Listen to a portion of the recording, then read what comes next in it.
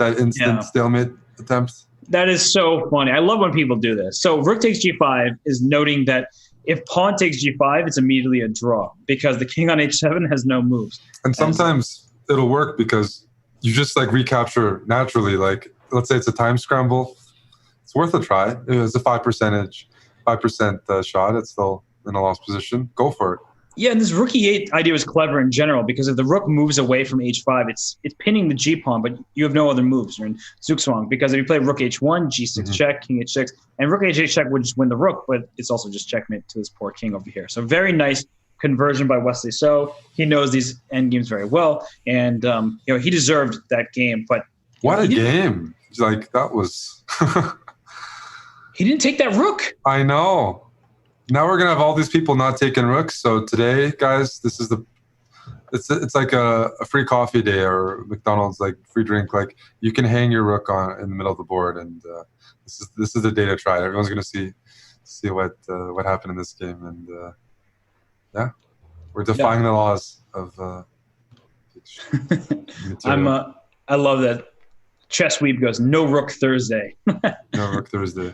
Yeah, and I see some people asking about increment. Yes, there is increment. There is a 1 second increment every time control. So there's 90 minutes of 5 minutes per side with a 1 second increment. Then there's 60 minutes of 3 minutes per side with a 1 second increment. And finally, there's 30 minutes of 1 minute per side with a 1 second increment. So always an increment for the players. That way they're just not flagging each other.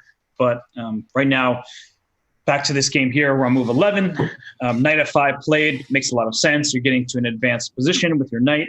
And this pawn on b6, this structure that Wesley has adopted in this game, I guess eventually he can try bishop b7, pawn c5, and sort of have a phalanx of pawns here in the center.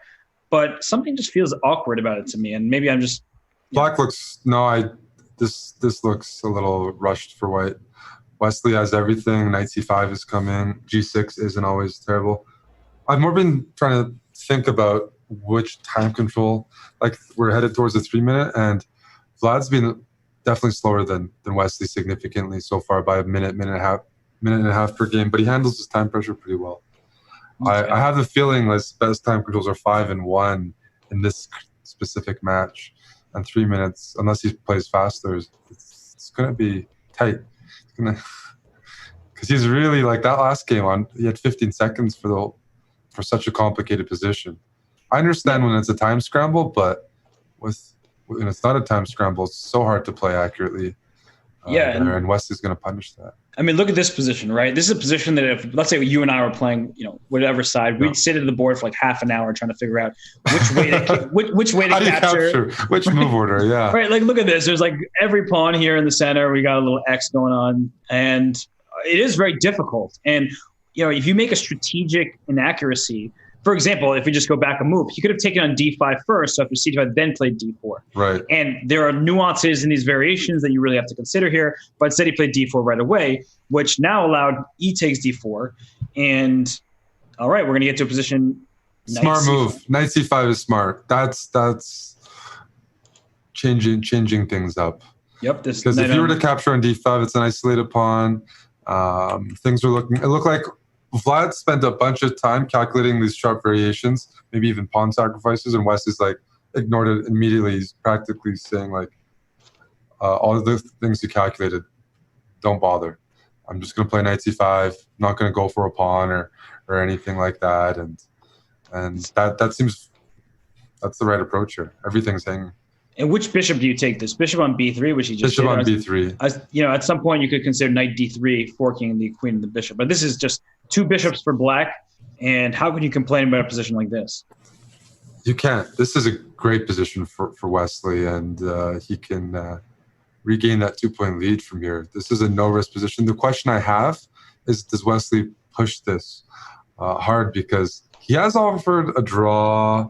He hasn't like...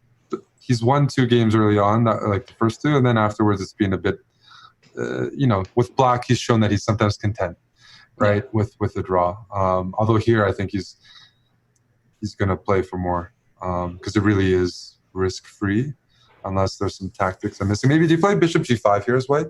Not for that diagonal, but to reroute it to g3? Because I just don't know where to put my pieces here. Okay, b4 is smart for a first move. Yeah, because also another issue, there are two issues that white has. Is double pawns and black has the two bishops. And why is two bishops important in this position? Look at this bishop on b7. It doesn't look like it's doing much right now, but as soon as c5 gets in, look out for problems in this long diagonal here. And he's sticking with a pawn, but that's the dynamic choice. Yeah, absolutely. And in fact, the semi-open b file can help black because there's a pawn on b2, and you can attack this base pawn. Queen and D7. you don't want to go all in over there on the queen side for black, because white will play or try to play at least c4, maybe bishop c3, and counter on the king side. But queen d7, rook e8. Look at this. Queen f1, a6. Yeah, a Wesley move. Yep, just protect this pawn here with the bishop and say you're not going to get after this. Oh, wait, bishop.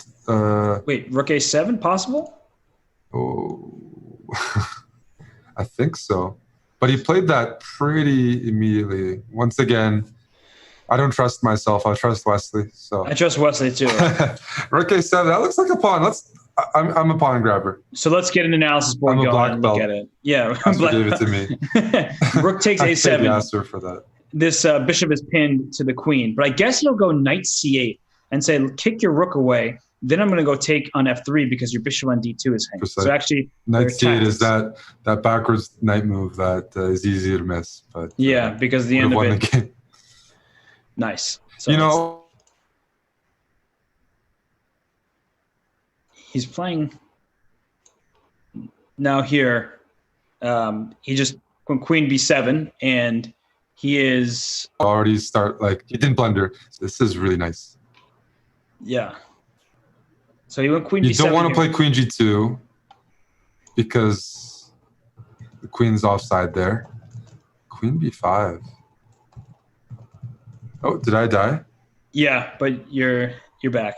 It seems like. Uh-oh. I mean, you're still alive, so that's very good. I'd be very sad otherwise. And I wouldn't be able to commentate this show without you.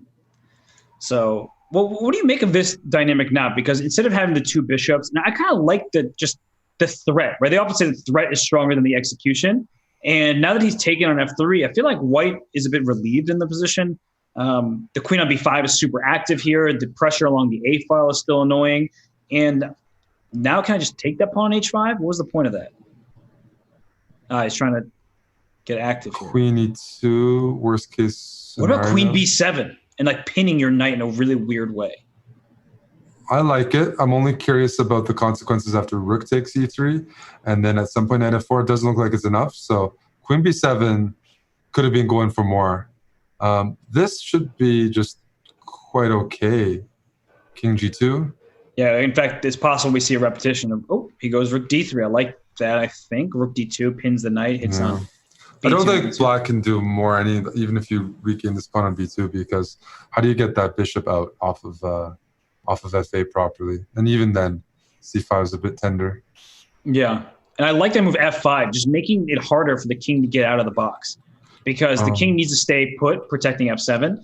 And if you try to go g6, then I take, and now we both have isolated pawns on the king side. So f5 is just, watch out. Yeah, there's this knight f4, knight e6. It's the move Vichy played, right, against Kramnik. Oh my gosh. Knight f4, knight e6 in some position. Make random moves like rook takes h2, even knight e6, takes. Now e7 is deadly because that's a pin here. And in fact, that's spells trouble. Wow, that's so nice and good call. Way to, recall that game. That is so nice. From the Magnus video. It doesn't, wait, knight f4? Did he have it? No. Doesn't he have a check from behind? Yeah, but you bring your... yeah, you're not getting your pawn to e7. You're right. But now knight d5, knight e7 check is another threat. Yeah, there's definitely that. But can I play f6 right now? Then f6 is maybe knight e7. Knight e7, king f7, knight g6, bishop d6. Oh my gosh, it looks like it's so close to checkmate, but probably nothing more than just a... Yeah, I had a position like this at World Blitz once, and I couldn't find a mate, and I ended up flagging.